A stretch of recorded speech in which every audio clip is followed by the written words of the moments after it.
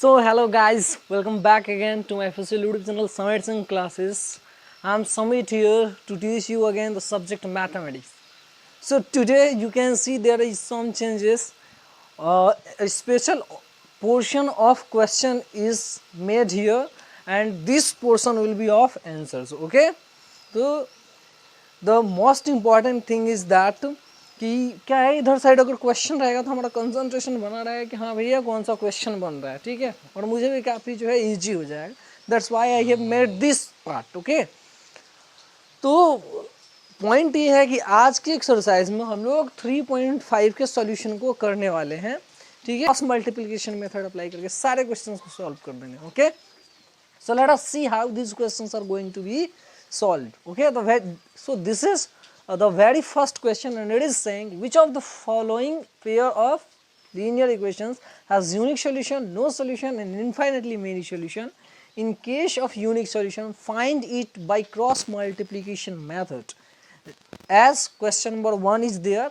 अब क्या है क्वेश्चन जो कह रहा है ये कहना चाहता है कि इसमें से कौन सा पेयर ऐसा है, इन सारे क्वेश्चंस में से कौन सा ऐसा पेयर है जिसके पास यूनिक सॉल्यूशन है या फिर नो सॉल्यूशन है या फिर इनफाइनाइटली मेनी सॉल्यूशन है. ठीक है, अगर यूनिक सॉल्यूशन मतलब सिर्फ एक यूनिक सॉल्यूशन है तो इस केस में हमको क्या करना है, उस सॉल्यूशन को निकाल के दिखाना है. ओके, तो देखते हैं कि फर्स्ट क्वेश्चन को हम लोग कैसे करें. क्वेश्चन नंबर 1 सारे क्वेश्चन को क्रॉस मल्टीप्लाई मेथड ही अप्लाई करके सॉल्व करना है. दुनिया के कोई भी और मेथड ले आके यहाँ पे नहीं टपकाना, ठीक है. क्रॉस मल्टीप्लिकेशन मेथड इस पर यूज करना है, वो भी कब, जबकि यूनिक सॉल्यूशन हो तब. अब देखते हैं क्वेश्चन नंबर फर्स्ट है कि 3x minus x minus 3y minus 3 is equal to 0. ठीक है, ये फर्स्ट वाला इक्वेशन है.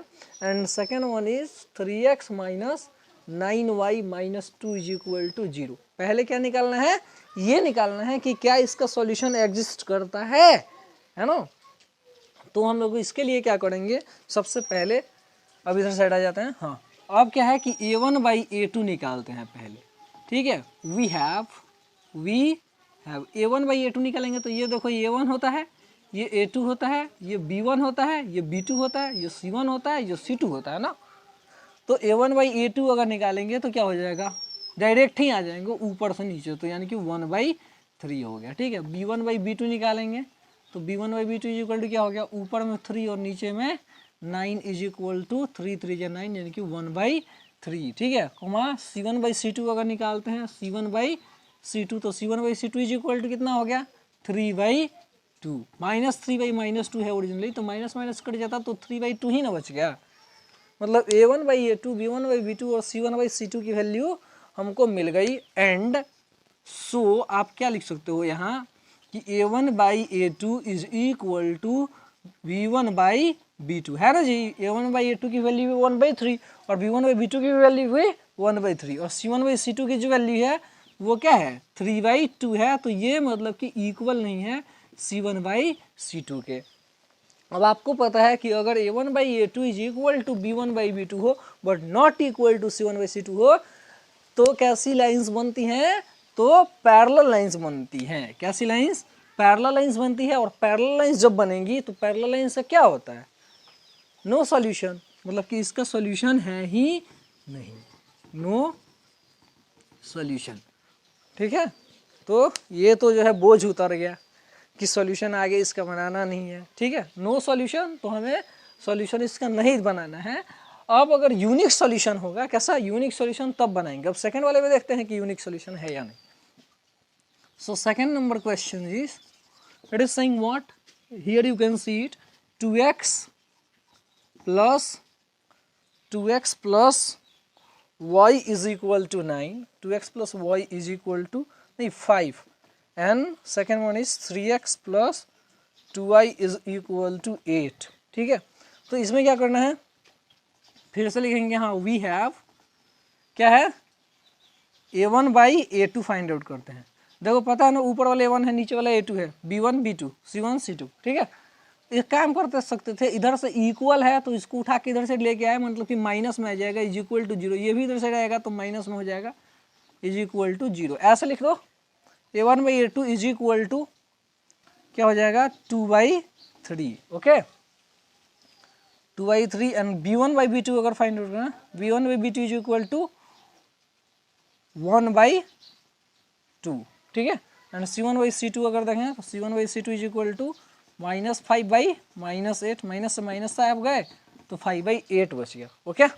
मतलब कि हमको क्या मिल रहा है यहाँ, here a1/a2 is not equal to b1/b2 also not equal to c1/c2। तो इतना बड़ा दिमाग नहीं लगाना है, ठीक है, थोड़ा सा जितना जरूरत है उतना लगाएंगे।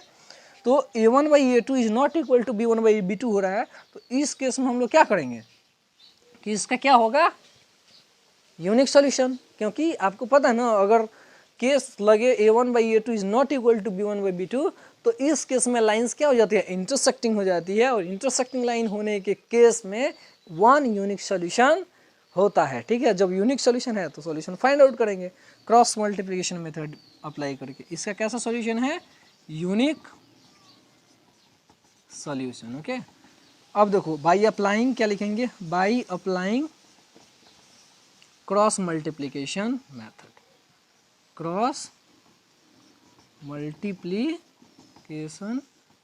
मेथड, क्रॉस मल्टीप्लिकेशन मेथड को अप्लाई कर देते हैं, ठीक है। क्या लिखोगे यहाँ आप कि x बाई यहाँ है b1c2 माइनस c1b2, यहाँ पे दिखाई दे रहा है इधर साइड में, यहाँ पे लिख दिया हुआ है मैंने पहले ही, है ना, ताकि इधर भी कंसंट्रेशन बना के रख लेना आप लोग कि यहाँ क्या बना रहा हूँ मैं।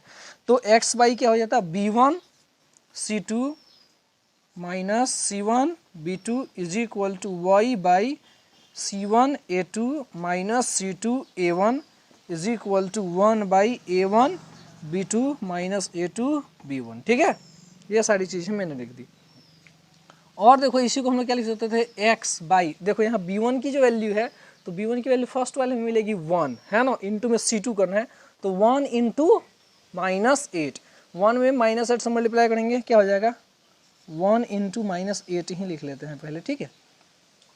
फिर माइनस में c1 इंटू b2 है, c1 b2, तो c1 यहाँ है, b2 ये है, यानी कि -5 इंटू 2 है, -5 इंटू 2 है is equal to y by c1 की जो वैल्यू है वो c1 क्या है, देखिए यहाँ c1 की वैल्यू है 5, -5 c1a2 -5 into 3, -5 into 3 and then minus क्या है c2a1, तो c2 की वैल्यू -8 और a1 की वैल्यू 2, तो क्या हो जाता -8 इंटू 2 हो जाता is equal to 1/a1b2, a1 की वैल्यू 2 इंटू b2 की वैल्यू, b2 जो है हमारा वो कौन सा है, ये है 2, ठीक है, माइनस क्या हो जाएगा, तो a2b1, इस बार a2 मतलब कि ये और ये, यानी कि 3 ×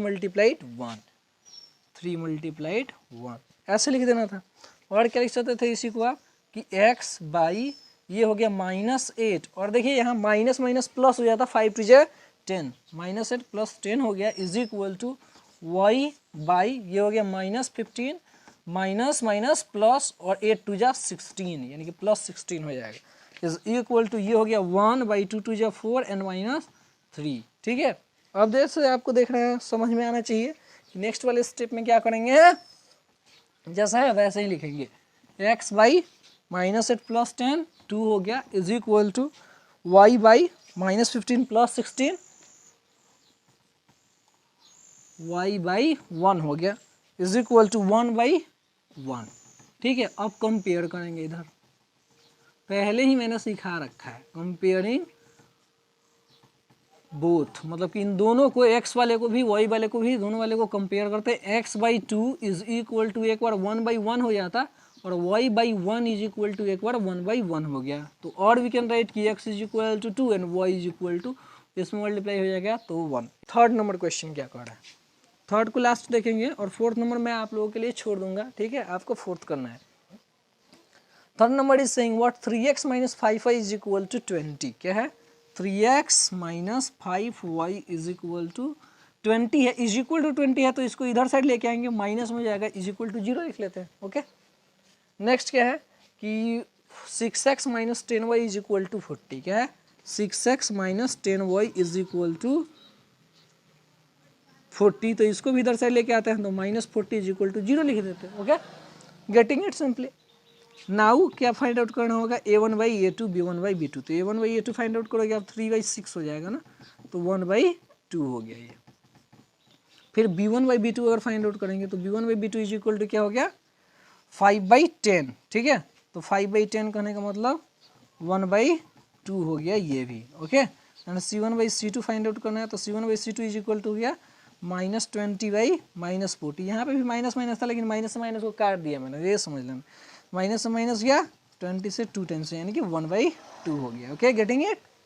तो यहाँ पे क्या मिल रहा है आपको कि a1/a2 is equal to b1/b2 is equal to c1/c2। अब आपको पता है कि a1/a2 is equal to b1/b2 हो इज इक्वल टू c1/c2, तो लाइंस क्या हो जाती हैं, कोइंसिडेंट हो जाती है, और कोइंसिडेंट लाइन के केस में कितने सारे सॉल्यूशंस होते हैं, इनफाइनाइटली मेनी सॉल्यूशन।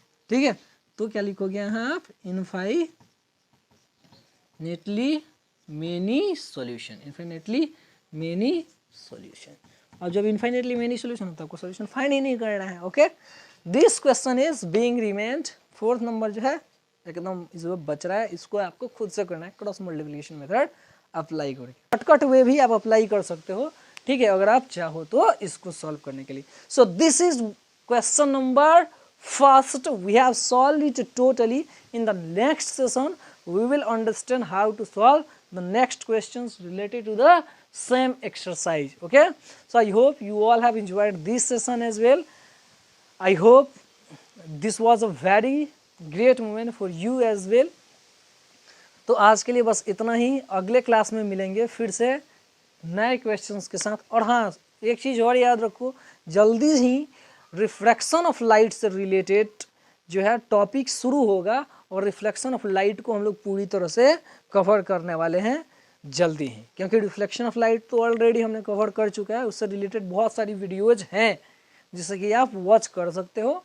तो in next class firstly we will just complete exercise 3.5, जैसे ही कंप्लीट होगा तो 3.6 को थोड़ा सा ब्रेक लगा के और अच्छे से हम लोग पहले रिफ्रैक्शन ऑफ लाइट को पढ़ेंगे, and then we'll solve again exercise 3.6. Okay, so wait for that and continue watching the 5-minute Gyan series, okay, because it will boost your knowledge. So thank you for today, see you soon in the next class with a new topic.